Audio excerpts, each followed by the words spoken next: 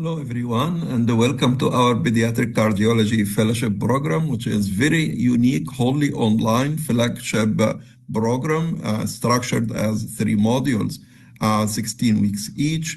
Every week, you will have lectures, journal club, MCQs, clinical case scenarios, and case-based discussion. And we gathered several pediatric cardiology expertise from all over the world to deliver high quality materials for you. Again, this fellowship is not structured to be a monologue or based on one-way education, but it's rather dialogue, and we are involving our fellowship in the learning process because we know that one-way education through giving lecture and reading will have very limited retention rate, but we are going to try to involve you and engage you throughout the whole fellowship with a lot of discussion, demonstration, audiovisual, and we'll try to help you to implicate and try to adopt this knowledge in your clinical practice to improve your patient's outcome. Again, all the scientific material will be released on a smart platform on a weekly basis. All of our fellows will have credentials using their password and username to log into the smart platform, and they will have the freedom to navigate throughout the scientific materials during the whole year. But they need to turn in their assignments before the end of each week. All of our fellows' activities are monitored. All of their assignments and tasks will be also monitored in the platform, and there will be a quantitative and qualitative evaluation of our fellows, not only based on their scores, but also based on their engagement and their overall performance throughout the whole year of the fellowship. Again, one of our major target of this fellowship is to identify our weaknesses and limitation and to work on our strength and to let you to master the field of pediatric cardiology. Again, we are doing this through a very smart e-learning process. So wherever you are, whenever you are, you can access this material and learn throughout the whole year. And the mastery is to include and adopt this knowledge in your clinical practice, and this is our target. So module 1 of the Pediatric Cardiology Fellowship is going to focus on the core knowledge and the basic principles of pediatric cardiology, starting from the basic cardiac anatomy, physiology, embryogenesis, pharmacology, common pediatric cardiology problem like cardiomyopathy, myocarditis, heart failure, rheumatic heart disease, infective endocarditis, and the major emphasis will be given on the pediatric cardiology diagnostics, especially cardiac MRI, CT, echocardiogram, chest X-ray, and of course, EKG. In Module 2, we are going to focus on the pediatric cardiology main topic of acyanotic, cyanotic heart disease, and the neonatal cardiology fetal echocardiogram. And in the Module 3, we are going to be more advanced and we'll talk about the electrophysiology and different kind of arrhythmias and pacemakers, perioperative and cardiac critical care, and pediatric cardiology interventions, including the mechanical circulatory support and heart transplants. So this fellowship is accredited by the American Association of Continuing Medical Education for 96 credit hour. So all of our successful fellows will receive their graduation certificate from the American Association of Continuing Medical Education. Again, please try to apply and take advantage on the early 10% discount using this promo code of webinar 10 that is going to expire soon. Again, the knowledge has no value unless we put it into practice. And the great aim of education is not the knowledge itself, but the action. Our aim is to improve our standard of care and our patients' outcome.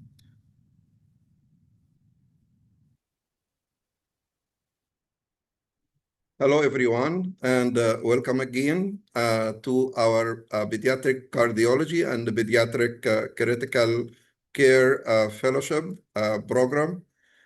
This is very special webinar because it covers a very important subject, which is the critical care pediatric cardiology. We are focusing on congenital heart disease presentation and management and the pediatric ICU. We have great speakers, moderators, panelists today, especially from UT Southwestern Dallas, Texas. We have Professor Javier Lassa, our first speaker, then Professor Rohain Moza, our second speaker, and we have Dr. Ali, who is the main organizer of this webinar from the same university, University of Southwestern Texas. And we have Dr. Rima Badr, the professor of pediatric cardiology from the Saudi Arabia. So very special webinar, and here is our agenda. So we'll start with the first speaker, Professor Javier Lassa, talking about the single ventricle physiology. Then the second speaker, Professor Rohain Moza, is going to talk about the circulation, pulmonary and systemic circulation and the flow, and the PA measurements and interpretation of pulmonary artery catheter measurements. Then Dr. Ali and Dr. Rima are going to moderate the session. So I'm going to let you to listen to the first talk after Dr. Ali is going to introduce our first speaker, Dr. Javier Lassa. Thank you, Dr. Arm. I have the pleasure and honor to introduce two of the smartest people I know, my mentors and teachers here at UT Southwestern, Dr. Javier Lassa and Dr. Rohan Moza. We'll start by introducing Dr. Javier Lassa. He's an associate professor here at UT Southwestern. He did his medical school in Johns Hopkins. He trained in pediatrics, pediatric cardiology, and pediatric critical care medicine, and triple board certified from the American Board of Pediatrics from SHOP. He's also the director of the Heart Center here in Informatics and Innovative Core. He's also one of the authors of the newly published PALS Guidelines 2025. So with no further ado, please listen to this amazing lecture by Dr. Javier Lassa.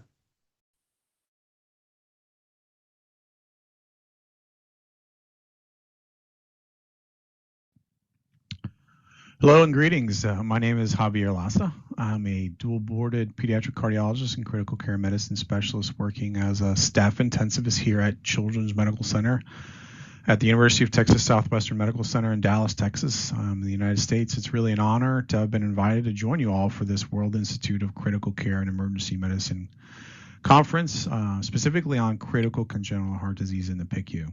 I want to thank Dr. Ali for the opportunity. This is really a great opportunity for me to meet with folks from around the world. And over the next 20 to 25 minutes, we'll be diving into the physiology of congenital heart disease, specifically that of the most challenging and complex of patients in our critical care units, those with single ventricle heart disease. Let's jump in. I have no financial relationships to disclose, and any use of Gen AI is strictly limited to image creation. And as for the outline, we'll be helping the audience refresh their memories on single ventricle heart disease using hypoplastic left heart syndrome as the patient model, the ideal model to discuss both anatomy and physiology. And we'll talk about the mental model I use in the ICU to help me understand single ventricle physiology. We'll talk about balancing the circulation, in particular, what bedside QP to QS calculations can do to help us understand where patients are at and their potential risks for decompensation. And then we'll wrap things up with some board review refreshers before a final summary. And so beginning with our anatomy, we first need to understand what normal cardiovascular, in particular cardiac anatomy is before we can move on to discuss some of the pathophysiology of single ventricle heart disease.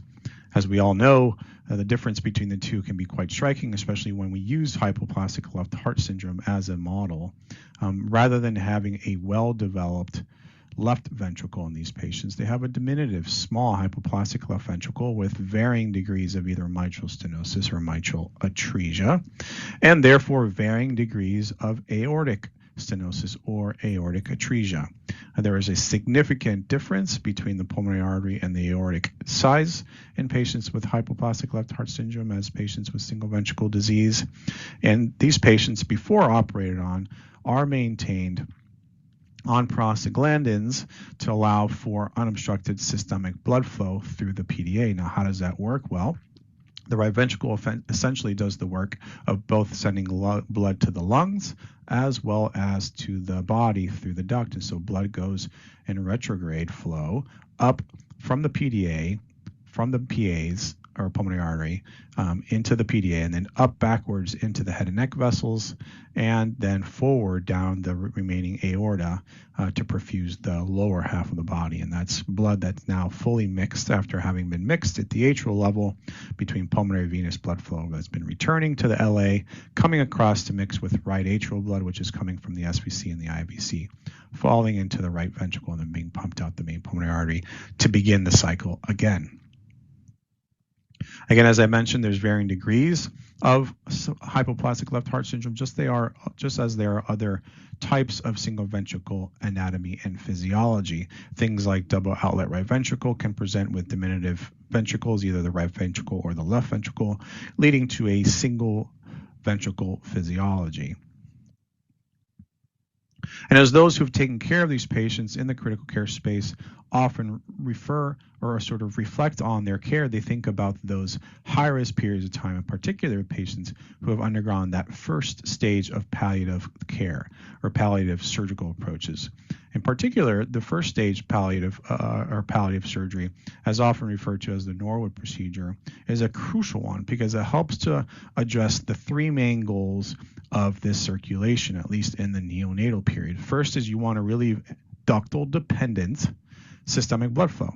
And so in order to do that, surgeons will perform what's called a Damas K. Stansel type aortic arch reconstruction or Norwood arch reconstruction, where they basically marry the pulmonary artery to the native aorta, creating a large single outflow vessel from the body or from the heart to the body.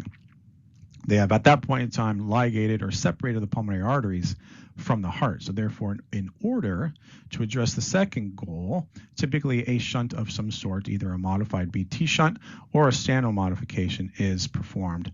And that Sano modification is a RV to PA conduit versus a Blalock Thomas shunt, as you see here in this image. Lastly, as blood comes from the shunt into the lungs, whether it be a BTT shunt or a Sano, blood is naturally going to return to the left atrium fully oxygenated, and that blood needs to be able to have full egress out of the left atrium because really nowhere else for it to go from the LA to the right atrium to then mix with systemic venous return. And that is the third goal, which is to guarantee unrestricted atrial septum left to right shunting via an atrial septectomy, and that's done surgically as well. Now, how to do the stage 1 and 3 easy steps. These are fantastic photographs I've carried with me since my training in Philadelphia. Thanks to the team at CHOP for sharing these. And so the first step is really just to acknowledge that the anatomy is quite impressive. In this view, this is not typically the surgeon's view because the head is pointing this way, or at least north in the camera, but this is a helpful view to understand that the right ventricle and its arising pulmonary artery are quite larger, much larger than the diminutive aorta. And in this case, the aorta looks like a small piece of spaghetti pasta. It is indeed a patient with aortic atresia, which means the aortic valve is atretic, and the ascending aorta here is quite small. And this is in the order of 2 to 3 millimeters. The right atrium, as you see here, gives rise to the tricuspid valve, which is sitting somewhere here, and then the right ventricle. So again, quite diminutive and quite impressive to think what the surgeons do. So here's another view. This is after the surgeons have gone ahead and placed a BTT shunt coming off the innominate artery here. So again, this is the ascending aorta giving rise to the innominate, which would then give rise to the right subclavian artery and the right common carotid. And here you see the BTT shunt anastomose to the proximal innominate. This eventually will have the distal tip of that shunt anastomose to the pulmonary artery. The image on the left here is how an RV to PA conduit would look as opposed to a BTT shunt. So again, you have a very diminutive ascending aorta. We have a source of pulmonary blood flow. That's actually the first thing that's addressed when it comes to the BTT shunts. And then you move on. Here we have a magnified view of the surgeons doing an atrial septectomy and trying to remove some of the atrial septal tissue. Obviously a very important step of the surgery, but then most importantly is the creation of the neo-aorta. So this is a view looking down the barrel of the main pulmonary artery, technically into the right ventricle, after it's been separated from the pulmonary arteries. And you can see that separation in the suture material above. And so you can see the suture material showing the end, the dissected and closed end of the main pulmonary artery. And in the top left-hand corner of that image, you can see the tip of a BTT shunt potentially about to be plugged in. But more importantly, here is the tiny ascending aorta. The white tube you see there is a cardioplegia cannula, which would be inserted for arrest of the heart. And of course, the main pulmonary artery, very much bigger in terms of its size. And so really the challenge, and I'm by no means a surgeon, is trying to find a way to marry these two structures. So what they've done here in the left image is they've done a longitudinal incision along the inner length of the ascending aorta, trying to be careful to not disrupt the coronary os. Once they've done that longitudinal incision, they start to suture the bases of the main pulmonary artery and the base of the ascending aorta together. That's what you see there on the right. The right image shows either a blunt dissector or a suction, but usually, not a blunt dissector, I'm sorry, but a probe, a coronary probe, potentially looking into the ascending aorta. You can start to see some of those base stitches. I'm bringing those two together to create the neo-aorta. And then lastly, once created, you have a brand new neo-aorta, which is essentially the main PA, the stump of the main PA, and then native ascending aorta on the backside, and then some sort of material here, pericardium, or any other material that's used in the ascending aorta to sort of create the patch that helps to fill out the rest of the neo-aorta all the way around the turn, head and neck vessels, just to past the turn of the isthmus to where the descending aorta continues on its own with its own native size. So again, very easy procedure, and I'm being quite facetious there. So, we could talk about anatomy all day and the different types of surgical approaches, but more importantly, we wanted to talk about single ventricle physiology and why this is important for us as intensivists trying to manage these patients either pre or post-operatively, and particularly those who are surrounding the first stage of palliative surgery, which is the highest risk time period, as we know. Before we begin, though, I want to talk about my fundamental rules of pediatric cardiology, which I've inherited from an old mentor and friend, Gil Warnofsky. Number one, when it comes to pediatric cardiology, blood always runs downhill, i.e., it's going to follow the path of least resistance. Number two, holes between heart chambers of sufficient size will always lead to equal pressure on either side. And so when you have a large ASD, large VSD, pressures in the RA and LA will equal, the pressures in the RV and LV will equal. And lastly, blue is always better than gray. And when I think about how I'm thinking about my patients in the ICU from a fundamental physiologic state standpoint, and this is what I teach my fellows and trainees, I'm thinking about three primary physiologic states that I bucket my patients into when I'm rounding in the unit. One is the patient who has normal or series circulation. That could be anything from a normal bi-V circulation without any shunts to a patient with an ASD, a patient with a VSD. And these are patients who have an aortic saturation that is higher than the pulmonary artery saturation. On the flip side, patients with transposition or parallel circulation physiology have the opposite, namely that the pulmonary artery has a higher saturation than the aorta. And lastly, the patient population we're discussing today are those who have single ventricle physiology. And in that case, the pulmonary artery saturation equals the aortic saturation. And that is a very fundamentally important type of physiology that we want to discuss. So when it comes to how I think about the single ventricle mental model for management as well as teaching purposes, we have to understand that the left atrial saturation, i.e. blood coming back from the lungs, mixes with blood coming back from the body to create the saturation that ultimately gets pumped out of the neo-aorta or the main pulmonary artery if it's preoperative. So again, we have those two sources of oxygenated and deoxygenated blood, and it's that mixing that we have to understand is going to determine what our ultimate arterial saturations are for our patients. I've given some general estimates here of what saturations should be in a well-balanced patient who has no evidence of lung disease and no evidence of low cardiac output or increased oxygen consumption. Again, saturations coming back from the lungs should be anywhere from 95 to 100%, and the systemic venous saturation should reflect a normal oxygen consumption from the ultimate saturation of 75 to 85%. So 75 to 85% arterial saturation, typical oxygen consumption, subtract about 30 from those. 25 to 30 should be a normal AVDO2, sort of giving you a little wiggle room. So the sats coming back to the right atrium from the SVC and the IVC should be about 45 to 55% if your saturations are 75 to 85 and your lungs are not diseased. Well, how do we manage the blue single ventricle patient? Well, they're all blue, but why is your patient bluer than expected? And so, what's your differential diagnosis and how are we going to think about this? And clearly, from our teaching as critical care medicine specialists, we have to think about all the reasons why a patient's pulmonary venous saturations might be low. So patients in the PICU who are coming with ARDS, who don't have any intracardiac shunts, don't have single ventricle physiology, can be hypoxemic. And so what are the causes for them to be hypoxemic? Well, that should be on our list, but there's more than that.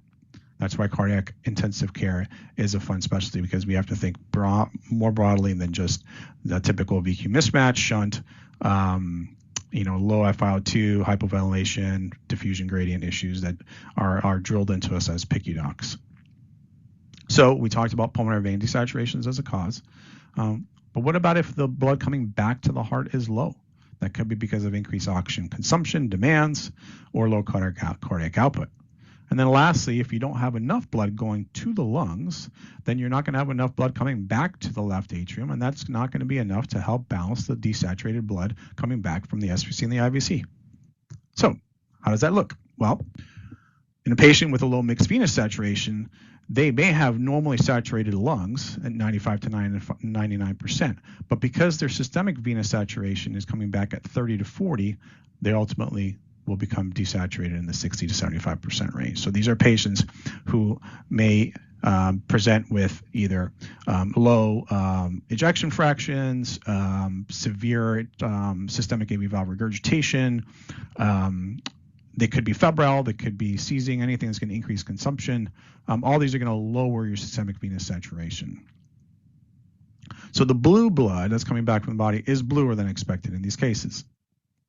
Now, another hypoxemic situation is one in which the lungs are diseased and lungs are bringing blood back to the heart, saturating 80 to 90%. And so in these situations, you may have an arterial saturation that's low at 60 to 75%, but it's not because the systemic venous saturation is low. It's because the patient's pulmonary vein sats are low. And so the red blood is bluer than expected in this situation. And then the situation where we have a low QP to QS, which is terminology for cardiac output to the lungs, cardiac output to the body, and that ratio is one in which the blood coming back from the lungs is inadequate, and that may be because of obstruction to flow. So if their BTT shunt or their sano is obstructed, then they're not going to have enough blood going to the lungs, and so the relative ratio of volume of oxygenated blood, even if it's fully oxygenated, to the systemic venous saturation blood, systemic venous saturation or blood coming back from the SVC and the IVC is low, and that's going to drop your sats as well. So in this case, you have more blue blood than red blood. So again, ultimately for us, when we're thinking about why patients may be blue and how to ensure we're addressing their hypoxemia, we have to think about the sources of pulmonary blood flow as well as systemic blood flow and how they interact to create our arterial saturation. And ultimately, we are seeking a QP to QS of 1:1. Now, I'm sorry if my picture is a little bit backwards. It was covering some of the information on the slide, but that's a 1:1 on the previous slide. So let's go through each of these categories. When it comes to systemic venous saturations that are low, we talked about low cardiac output, but we also need to recognize high extraction, and more importantly, patients who are anemic. And it's pretty amazing when a single ventricle who's interstage has a hemoglobin that drops below 10 into the 9 to 8 to 7 range, how quickly they respond to a blood transfusion in terms of their oxygenation, their PaO2s. Lung disease, I think for the community that's hearing this presentation, I think the same things apply to the single ventricle patients with regards to thinking about causes of lung disease that can make your blood desaturated. Not to forget about the other more emergent situations like pneumothoraces, as well as effusions in the lung space. And then lastly, the imbalanced, inadequate pulmonary blood flow in relationship to the systemic blood flow. We talked about anatomic obstructions, but we can't forget about the high PVR patients who may have high pulmonary arterial pressures, which may obstruct blood flow to the lungs. So it's another population that we see potentially at high risk, especially if in utero, they tend to have obstruction of flow out of their ASD from the left atrium to the right atrium in utero. And those are patients who are born quite sick and are prone to having high pulmonary vascular resistance. Now, we can't move on without a quick refresher on cardiac output measurements, specifically using the Fick equation. I like to teach the fellows and the trainees in the unit the importance of understanding balance and oxygen delivery and oxygen consumption balance, because that's exactly what our job is in the cardiac ICU, which is really to recognize situations in which the amount of cardiac output and oxygen, particularly oxygen that's being delivered to the tissue beds, to the important organs, is always more than what's being consumed. So this ratio of oxygen consumption to oxygen delivery is a very important ratio for us and is quantified using the Fick equation, which you see here, which is the oxygen consumption in milliliters of oxygen per minute divided by the difference in oxygen across the tissue beds. In particular, if you're looking at the pulmonary blood flow, and so what the QP would be, you'd use the same Fick equation with the numerator being oxygen consumption, which comes from a standard table, although difficult to measure in vivo in the ICU, and this is sort of an assumption that's done in the cath lab more often than not. But you have oxygen consumption divided by the change in arterial and oxygen content across the systemic arterial to venous beds. And so you're going to take the pulmonary venous blood flow oxygen content, subtract the pulmonary arterial blood flow from that, because your your pulmonary venous sats are higher than your pulmonary arterial sats, and so this difference across the lung bed is going to serve as your denominator. Similarly, if you're going to try and calculate systemic blood flow, or QS, it's the same numerator, but the difference in arterial content is going to be measured across the systemic bed. And so you're going to take your systemic arterial sat, and you're going to subtract from that your mixed venous or your central venous saturation. Ultimately, when you do want to do a ratio to understand the relative contribution of lungs to systemic blood flow in a single ventricle, again, going back to our anatomy, you have a single ventricle. Its job is to pump once. And every time it pumps, the blood has to decide which way it's going to go. It's going to go to the pulmonary bed. It's going to go to the systemic bed. Obviously, factors controlling both of those, most often than not, blood flowing down the path of least resistance or going downhill, i.e. resistance. But when you go ahead and create a ratio of these two fractions, QP to QS, ultimately they flip, and now you can do this at the bedside. You can subtract the aortic sat from the mixed venous saturation. We can use NIRS for this portion right here, the mixed venous sat, and you put that over the denominator, which is your pulmonary vein sat minus your pulmonary arterial sat. So let's do the exercise. You're at the bedside, taking care of a fresh Norwood. Their saturations are 90% on the arterial saturation. You have a cerebral NIRS. Cerebral NIRS is telling you the cerebral NIRS are 40%. So now you have 90 minus 40, so you have 50 in the numerator. Now, what are the pulmonary vein sats? Well, let's just assume for the purposes of this discussion that it's 100%. Normal looking lungs don't look diseased, normal compliance on the ventilator. And you subtract 100 from their pulmonary arterial sat. But wait, do we know their pulmonary arterial sat at the bedside? Well, absolutely we do. They're single ventricles. And what's single ventricle physiology? Well, in single ventricle physiology, the aortic sat is the same as a pulmonary arterial sat, right? Because the PA sat's coming from either BTT shunt or the Sano. And so this is 90. So now we have 50 in the numerator and 100 minus 90, which is 10. So now we have 50 over 10, or a 5-to-1 QP to QS. That means that for every cardiac cycle, the heart, or for every minute, the heart has to generate 5 cardiac cycles for every 1 to the body to maintain its current physiology. That's a heavy amount of work for the heart to generate that much cardiac output to handle managing enough blood to the systemic bed. So here's a great table that helps us understand that. Some of these calculations have already been done for you. But if the patient's arterial oxygen saturation is 65%, using the formula we just discussed, they're going to have a QP to QS ratio of less than 1. They're going to have approximately 0.7. That means that the combined outputs of both for both systemic and pulmonary beds is about 5 liters per minute per meter squared. Now they're going to be cyanotic, but they're not going to have any evidence of congestive heart failure due to over circulation. Let's change our arterial saturation to 80%. Now they're going to see, based on the same calculation and same assumptions as you see down here, saturations us being assumed of 99%, you're going to have a rough estimate of QP to QS at the bedside of 1.2. And this is assuming a normal oxygen extraction ratio based off of a NIRS. And so if their oxygen extraction ratio is around 30 off of this, that means their mixed venous saturation is 50. So 1.2, that means above a 1-to-1 ratio, so more blood going to lungs than to body. In this case, the heart has to handle a cardiac output of around 8 liters per minute squared. And so that's a good amount of work for this heart to do, which is why so many of these patients are going to be resting tachycardic. They may have some mild signs of congestive heart failure, namely diuretic dependence, tachypnea, and tachycardia. It's when we start seeing saturations approaching 90 or into the 90s that we start to see saturations that can be potentially even higher, 3-to-1, 5-to-1s, as I just described. And in a 3-to-1 circulation, you're looking at a cardiac output that needs to handle 10 liters per minute per meter squared. Now, it's pretty amazing that some patients who are setting 92 after an ORD procedure can show only mild to moderate signs of congestive heart failure. Some do okay with this. We don't understand why some cannot handle this and present in shock or develop shock pretty quickly. Either high SVR state, they get hypertensive, their QP to QS goes up, they look malperfused, they try to arrest, cardiac arrest, ECPR, etc. While others can show signs of mild to moderate congestive heart failure. There is a spectrum here, but not all these patients are going to fall off the cliff proverbially.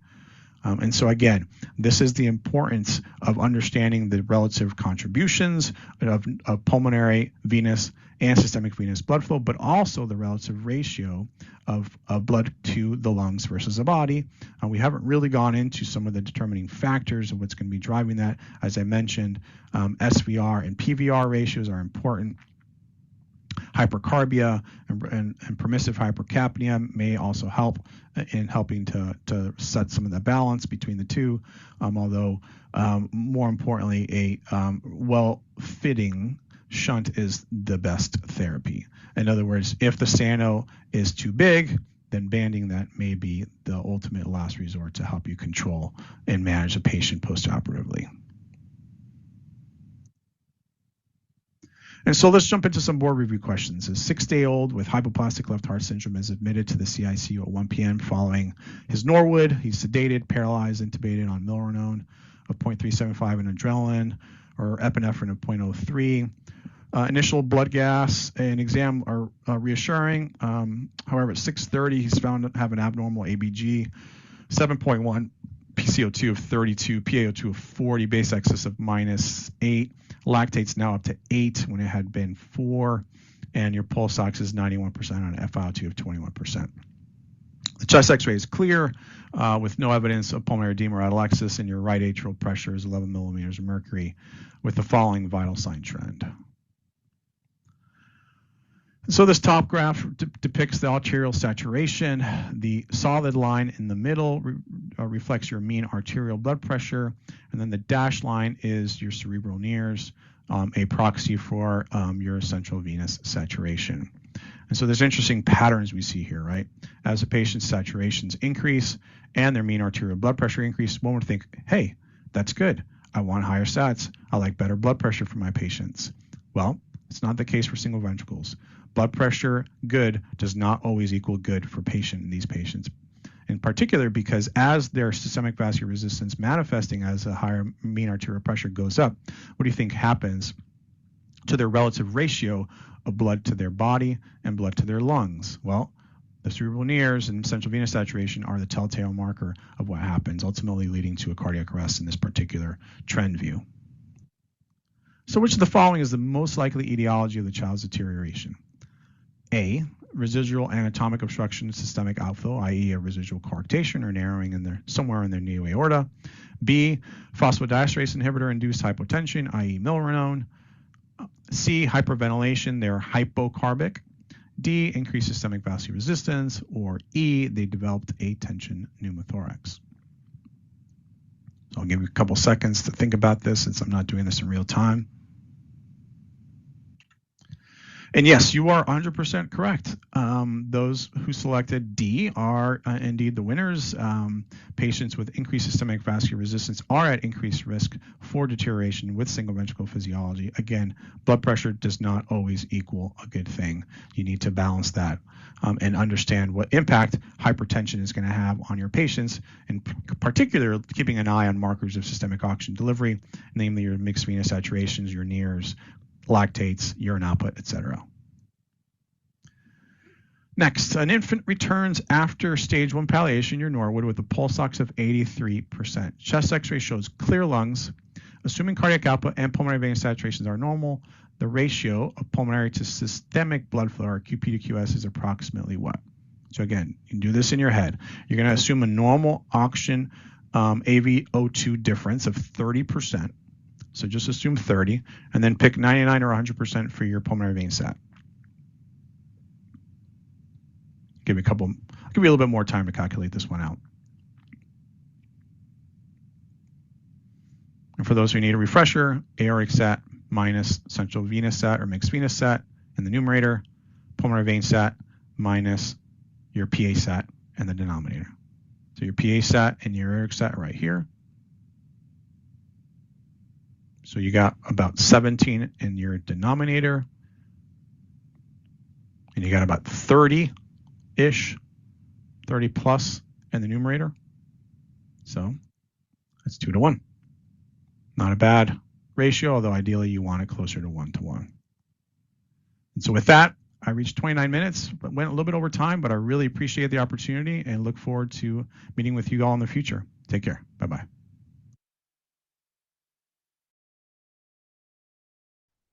Thank you so much, Dr. Lassa. Now, without further ado, I'd like to introduce Dr. Rohan Moza, again, one of the smartest people I know, one of my mentors and teachers here at UT Southwestern. Dr. Moza is an assistant professor here at UT Southwestern, the CPSU. He's also a triple board in pediatric cardiology, pediatric critical care medicine, which he did his residency training in Phoenix and did both of his fellowships in Utah. He came here with an interest in informatics at UT Southwestern, but also is very interested in complex biventricular repair. So without any further ado, Dr. Rohan Moza, the floor is yours. You can share your screen.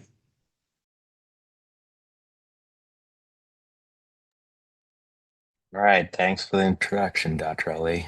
We are going to share a screen here and just kind of pick up where Dr. Lassa left off. So again, thanks for having me, guys. I am one of Dr. Lassa's colleagues, of course, and my focus, I'm going to take a step back and really just talk about how we're thinking about circulatory balance, just conceptually, and then the techniques that we have to measure cardiac output and touch on PA catheters and the concept of thermodilution. So while we're on the topic of circulatory balance, I just decided to throw in a picture of the oldest competitive gymnast in the Guinness Book of World. She was 88 when she was competing still in gymnastics, so I thought that was kind of interesting. And sometimes when we work, that's how it feels. So looking back at the history of how we actually estimate cardiac output, fundamentals to how we operate with hemodynamics and learn things in the cardiac catheterization lab, rest on the principles from Fick in the top right of the screen, who basically came up and pioneered with the idea that oxygen delivery and extraction can be used to derive cardiac output. And a lot of his work led to predominantly equine or horse-based cardiac catheterization techniques, here shown on the left. And towards the more modern day, there's more innovation of catheters, and the leading edge of catheter development was really by the doctors Gans and Swan, with the Swan-Gans catheter that we'll review. At the core of it, what's important to remember is when we're measuring cardiac output, the idea is that blood flow is measured by dilution of an indicator substance as it passes through a system. So whatever you select as the indicator in a system, whether it is oxygen for the Fick method or temperature with the thermodilution method, you are tracking the change in that indicator or substance over a certain period of time. And the degree or magnitude of that change over time will be inversely related to flow or cardiac output. And so it's important to remember because the concept of thermodilution relies on introducing low temperature fluid into the bloodstream, into the heart, and then seeing what the temperature reads distal to where you actually inject that fluid. And if there is a large change in temperature, then that means that there is less flow or less cardiac output to wash out that injected cold solution. And similarly with oxygen, if your lungs are breathing, right, you're delivering oxygen at any given time, that's a constant delivery of oxygen. If that oxygen difference from the start to the finish, so from the arterial compartment to the venous compartment, so the side that gets the fresh blood to the side that actually uses up all the oxygen in the blood, if that difference is very high, then that means that the flow would be very low or the cardiac output would be low. And that is very clearly indicated with a Swan-Ganz catheter, and that's why that's going to be the example we go through here. And so there are a lot of things on this slide that are marked. And so this is a normal heart. So you have the SVC, IVC leading to the right side of the heart, which is colored in blue. So you have the right atrium, right ventricle, pulmonary artery, and the right and left pulmonary arteries.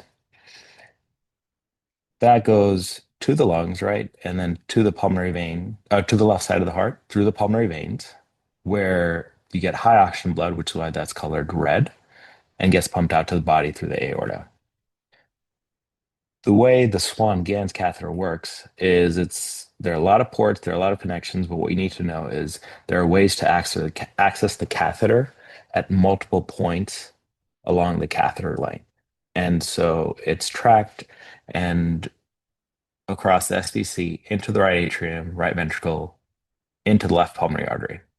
So starting in order from the right atrium, the highest port is the CVP port. So that kind of burnt orange looking color is where we get our right atrial pressure.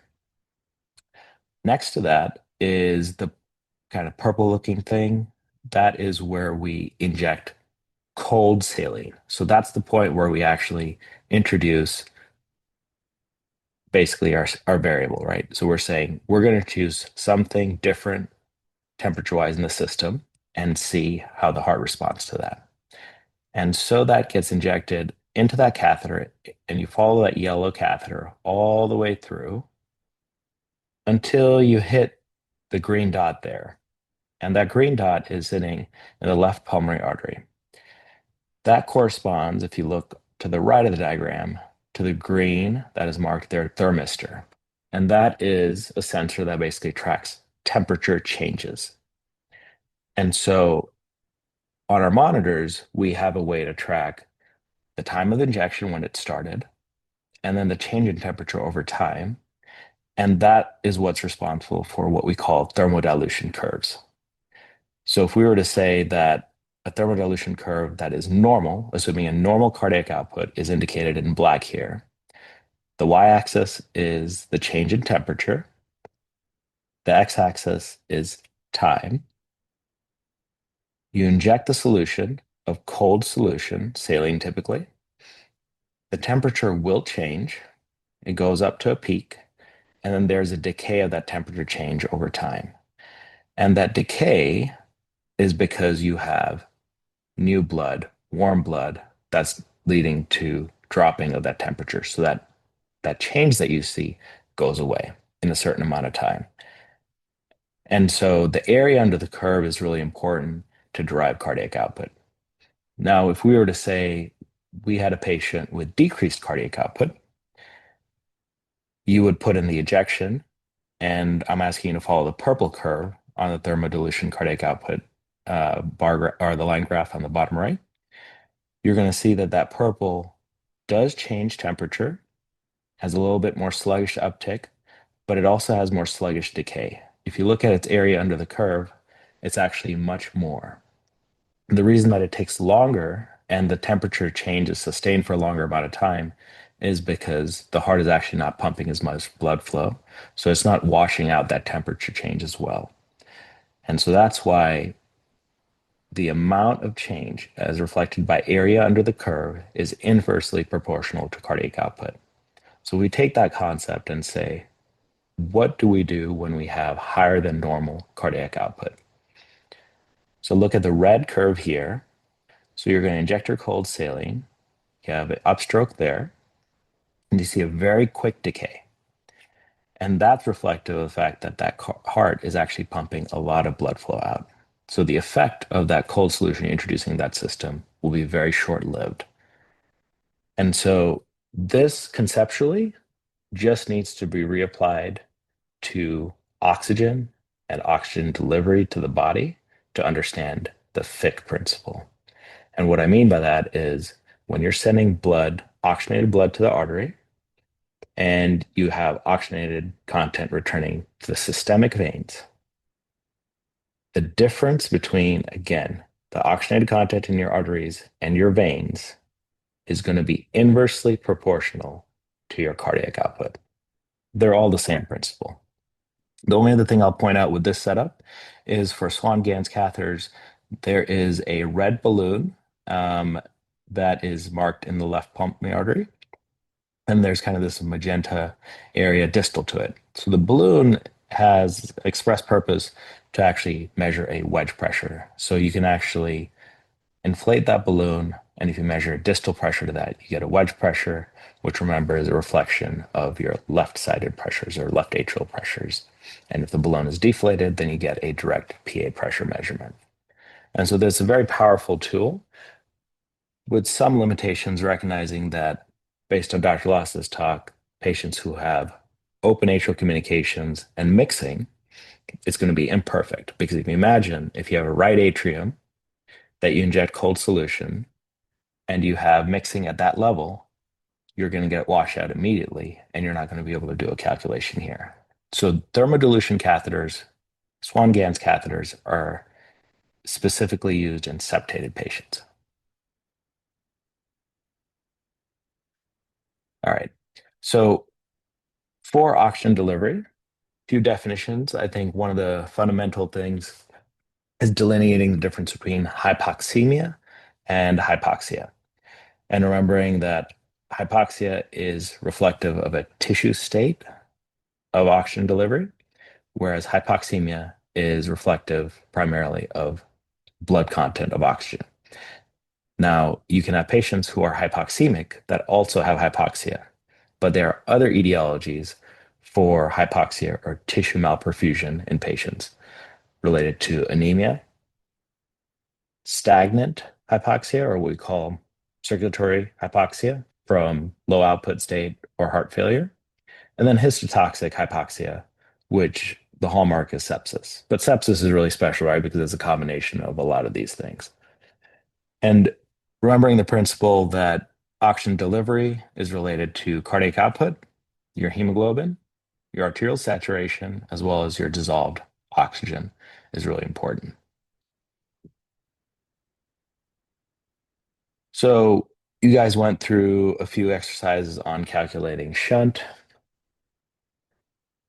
The main thing to know here is that the amount of blood flow to the lungs and the blood flow to the body have independent calculations, and they depend on measurements of one end of the circuit to the other. So, for example, blood flow to the lungs depends on measurements of oxygen at the end of it, the pulmonary veins, and the beginning of it, the pulmonary arteries. The same thing for the blood flow to the body. The QS depends on oxygen content in the artery, systemic artery, to the systemic vein. And so you're always measuring relative changes across the area you're interested in measuring. Now, because VO2 are common to both of them, when you do a QPQS ratio, you get rid of the VO2, which is how you end up with your aortic sat minus your mixed venous sat divided your pulmonary vein sat minus pulmonary arterial sat. And one of the key concepts is when we talk about mixed venous sats, it should be from the most distal right heart chamber where there is no left to right shunt. And this is really important, not necessarily for single ventricle physiology because we are mixing everywhere. But when you think about certain conditions like ASDs, VSDs, when we're trying to estimate QPQS, which we haven't really touched on here, if you were to take a saturation from the right atrium with an ASD, and that ASD is shunting from left to right, and we can go back actually to this diagram here. If you take left to right shunt, so red to blue area, and you're measuring your percentage saturation in your right atrium, you will get a falsely elevated mixed venous sat. And so that's why it's really important to know where you're actually getting your data from. And so if you falsely elevate your mixed venous sat, then you are going to overestimate or underestimate your QPQS. It's going to be underestimated. And so you just had to move one portion back. You got to get the venous saturation just before the mixing. So if there's an ASD, you got to get it from the SVC or the IVC. Without any holes in the heart, the best place to get a mixed venous saturation is the pulmonary artery.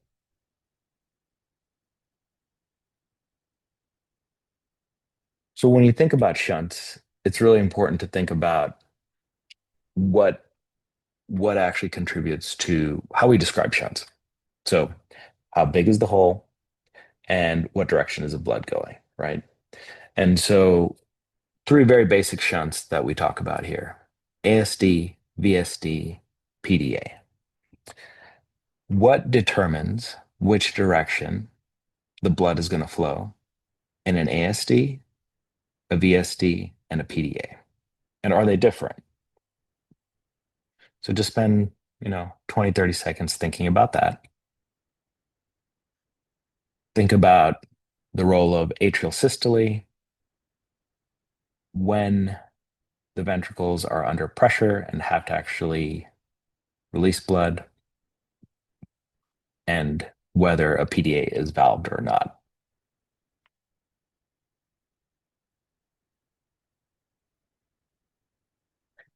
And so the ASD, the shunting with an ASD is determined by the difference between the left-sided and right-sided diastolic pressures. And the reason for that is because ASD typically shunts in late ventricular systole and early diastole. And so the relative diastolic pressure of the left ventricle and the right ventricle are going to be the key in determining direction of ASD shunting. For a VSD, the ventricles are pressurized in systole, and so most of shunting will happen in systole for VSDs. And because a PDA does not have a valve, there's no way to actually control timing of flow. So it is always in systole and diastole shunting. And those are important concepts just fundamentally to have. And for us, a normal QPQS is 1, right? And Dr. Lassa mentioned, we try to have a QPQS close to 1, but mostly end up with QPQS a little bit more than 1 after our stage 1 palliation. If I were to tell you that we do surgery after the Norwood Sono or the Norwood BTT shunt and create a situation where we go from a QPQS of over 1 to a QPQS of less than 1, does that make sense to you? We'll talk about that here in a second. So similar exercises, we just are going to rattle through a few of them. So starting on the very left, you have a Norwood Sono with an aortic saturation of 80%. And I'm going to give you an SVC saturation rather than a NIRS because I'm nicer than Dr. Lassa. And we have an estimated QPQS of that is going to be what? So aortic sat of 80%, SVC sat of 50%, assuming perfect lung health and a pulmonary vein saturation of 100%. We're assuming a pulmonary artery sat also of 80%. So that means this patient has aorta 80% minus 50% divided by 100% pulmonary vein sat minus 80% PA sat. So 1.5 to 1 QPQS for this one. This same patient would come back later and get a Glenn. And the reason for a Glenn is for low oxygen. How is it possible that we do a Glenn and we go through this exercise, same kind of thing, right? Aortic sat is identical of 80%. SVC sat of 50%. What is our PA sat in a Glenn? So with a Glenn, the SVC is hooked up directly to the pulmonary arteries. So the situation we've changed here is that the PA sat is no longer identical to our aortic sat. So your PA sat is going to be much lower. And we still assume good lung health and a pulmonary vein sat of 100%. But now we're, instead of 80 minus 50 over 100 minus 80, we're 80 minus 50 over 100 minus 50. So that's 30 divided by 50. So a QPQS of 0.6. And we somehow think that a patient who we've decreased their QPQS on is better set up from a hypoxemia failure standpoint. And the fundamental reason that is because you've converted from a Norwood Sono to a Glenn, you've converted from a circulation that is parallel to a circulation that is in series, which is why you don't need as much QPQS, because the vein is directly going into the PAs. You have a guaranteed QP, whereas in the Norwood Sono, it's split between the neo-aorta and the Sono. And then looking at our fenestrated Fontan, if you have an aortic sat of 90%, SVC sat of 65%, pulmonary vein sat, you're assuming is 100? No, right? Pulmonary vein sat has to be roughly, is going to be a little bit lower, right? And because your aortic sat is 90%, there's going to be some fenestration, but in Fontan failure, typically at this age, they're going to have some relative desaturation. So you're going to say a pulmonary vein sat, let's say, of 95%. And you have a PA sat that's identical to your SVC sat. So you're going to say aorta minus SVC, which is 25 divided by 30. So roughly 0.9. And a lot of our Fontans live with QPQS just under 1. And then lastly, a 10-month-old VSD with an aortic sat of 100%, a PA sat of 95%, and an SVC sat of 75%. What are we going to use our mixed venous sat on this patient? The PA sat or the SVC sat? If we use our PA sat, we're going to use a saturation after the blood is already shunted. So we need to use the SVC sat. So if you were to use SVC sat, then you have 100 minus 75 divided by 100 pulmonary vein sat minus 95. So that's 5. So 25 over 5 is a 5 to 1 shunt. If you were to use the PA sat to calculate a QPQS mistakenly on this patient, you would end up calculating a one-to-one shunt, which is why that is such a fundamental importance in using QPQS. Importantly for you guys to know is we control circulatory balance with different techniques in the ICU to an extent, because sometimes if the path of least resistance is very significantly with a large shunt or a large sono, you can only do so much medically. And we will always choose being more blue rather than being gray, because you can live with cardiac output and saturations in the 60s, but if you have no cardiac output, then you don't really have an out. So blood pressure does not equal cardiac output, and that's really important to remember. All right, we're going to end with this case. It's very similar to the one that Dr. Lassa had presented. So this is a 3-month-old who has a Norwood BTT shunt who's post-op day 2 in the ICU. Their heart rate is 185. Blood pressure is 90s over 60s. They were previously 70s over 40s. Their saturation is now 68. It was previously 82. They're cool and mottled, but they have pulses, and their cap refill is about 4 seconds. The gas shows a pH of 718, lactate of 6, and a mixed venous saturation of 42. This is what? So acute jump in blood pressure, which we think is acute jump in our SVR, and then our oxygen levels are going down. Why do our oxygen levels go down?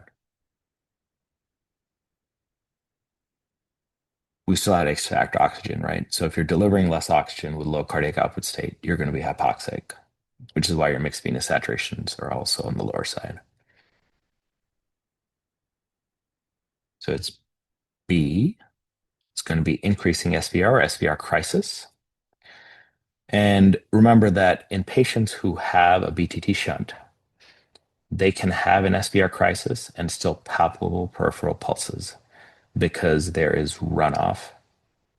And because there's runoff, there is a wider pulse pressure. And so it takes much longer to lose a pulse in a patient who is an extremis. So don't be falsely reassured by palpable peripheral pulses. And then what is your strategy for rebalancing this patient? Do you think about it? Do you give a big fluid bolus? Do you turn up the oxygen to 100% because you're setting the 60s? Do you use adrenaline, noradrenaline, vaso, sedation, paralysis? I think all these things are important questions.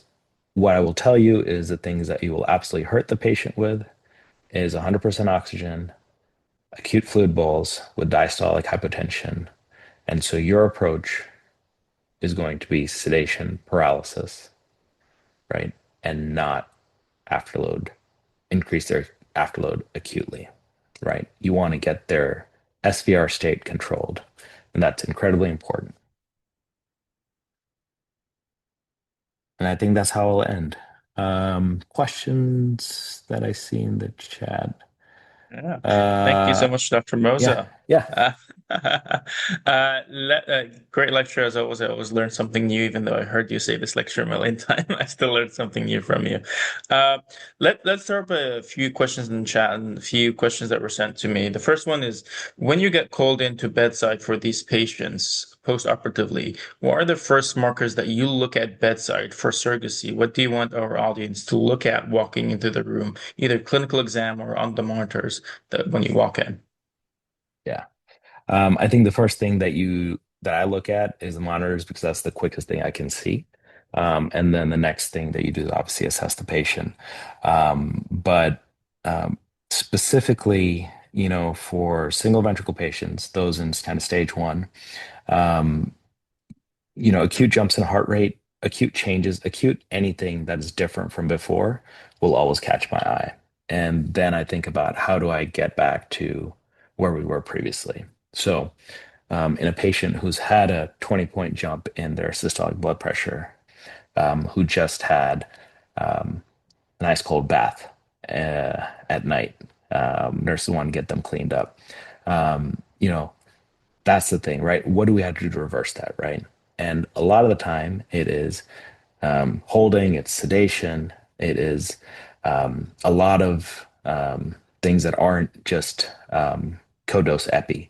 And so there are opportunities to save that patient from the throes of an SVR crisis, and recognizing that what you might be doing to potentially precipitate an arrest. And so if you were to give a co-dose epi in that situation, yes, that might help your cardiac output, but what is that doing to your SVR state if you have an opportunity pre-arrest to actually sedate them? If you have high filling pressures, um, if you volume load a heart that has high filling pressures in an extremis, you're going to precipitate an arrest. And so those are kind of the things that I consider. That makes sense, sir. And another question says, we talked about SVR, but what if you walked in the room with a patient acutely desatting, but you don't know if it's a PVR versus pulmonary venous desaturation? What do you look for in your end-tidal trends, your oxygen trends, and your blood pressure in these settings? Yeah. I think end tidal is a very useful measure. If you want like a surrogate for, cardiac output, your NEARs are a very good um, monitoring tool to have for that. I would say those would be my kind of go-tos to make sure that we're stable from that standpoint. Certainly, we have multiple reasons, as Dr. Lassa mentioned, for like having low oxygen, either from cardiac or pulmonary reasons, and we kind of troubleshoot those. But I would say that if you have stable end titles, and you think you may have just de-recruited a little bit with the bump in your compliance, and stable NEARs, I think those are the things I look for. Okay. So we have a couple more questions. One is, why does oxygen saturation increases when QP-QS ratio increases? Yeah. So because circulation is in parallel in the first stage. So blood has a choice to either think about it if you're going down, if you're driving and you have two roads you can choose from. One road has four lanes, one road has one lane. Blood's going to go to the four-lane road, or the cars will go down the four-lane road, and blood is just like that. And so typically these patients end up getting um, larger shunts to their lungs to basically get them the months until their next surgery. And so if you create a situation for a already one lane street, which in this case would be the path to the body or the aorta, and let's say you create a traffic jam in that one lane street, it'll be very hard to actually send cars that way. And those cars that were originally going to the body are going to all go to the lungs. And the more you get blood flow into the lungs, the more you're actually going to get QP, but you're not getting systemic output. And so very acutely, you're going to drive more pulmonary blood flow and bring up your sats at the expense of cardiac output. That makes sense. So the last question that we have here, actually two of them, but the last question is, when it comes to single ventricle physiology, most babies will have polycythemia, but please again explain the effects of anemia and what's your threshold for hemoglobin in these patients, and when do you alert? Are they anemic or not? Yeah, I think classically, um,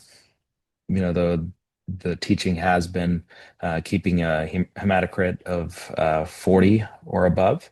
I think some of that is evolving with kind of newer studies, the taxi cab trial being one of the more recent ones. I think that that threshold is decreasing. My personal practice is unless unless I actually have evidence of hypoxia, I don't transfuse my patients.